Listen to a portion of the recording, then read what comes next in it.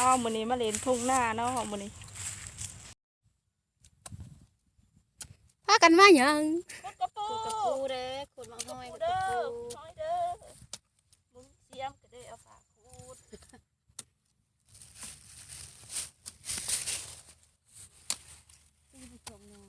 โอ้ตะกะเตียนเต็ม ไปส่งน้องก็ได้ ไปชมเนาะสิก็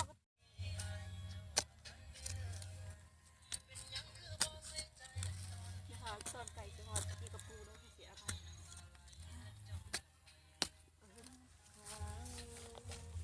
หนึ่งสองสามเด็ก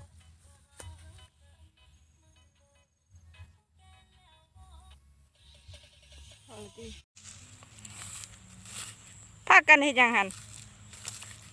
เก็บผักขะแยงโอ้ผักขะแยงหลายเนาะสิแกงหน่อไม้บ่ผู้สาวสาวพร โดยบ่แม่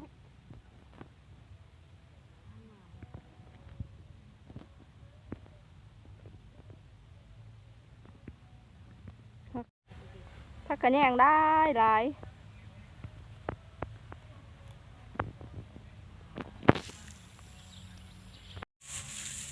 ไม่ลายเลยปลาคือผักขะแยงได้หลายแล้วบ่ มืดอยู่บ่เห็นหน้าเห็นตาหยังเอาแท้ มันตอบเสียงยามแรงเนาะ สุดงามยามแลงตั้งวิดีโอ ได้หลายบ่ผักขะแยงเบิ่งเด้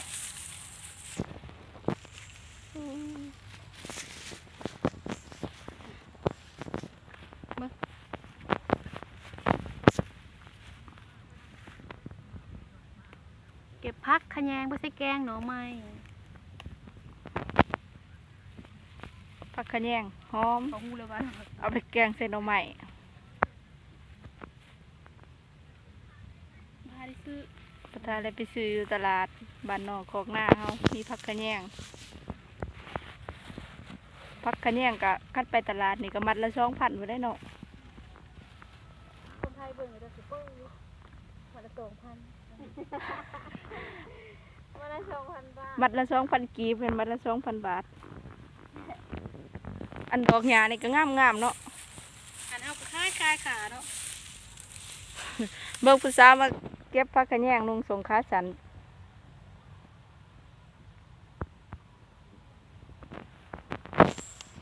สาวพร ดอง สาวพรมาหน้าบ่มื้อนี้เก็บผักขะแยงเหรอ เฉพาะมาเก็บผักขะแยง บ่าวแม็กบ่ได้มานำบ่ บ่แม็กบ่มาบ่แม็กปลาแล้ว ไปแล้วบ่ย่านต่อเฟืองตำดากว่าผู้สาว ว่าบ่ยานเคยตำแล้วจ้ะปานนั้นเฮ็ดเกี่ยวคือวันเฮ็ดมานานกับปานนั้น สาวพร โดน ยิ้มเด้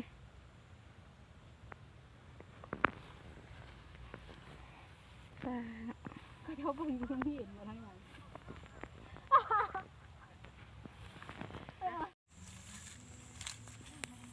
แล้วพอแล้วเก็บหลายเก็บพอแต่ซ้ำใส่แกงหน่อไม้ก็พอป้าแต่แม่นอ่อนซ้อนคักอ่อนซ้อนผู้สาวนุ่งสงขาสันมาใส่หญ้า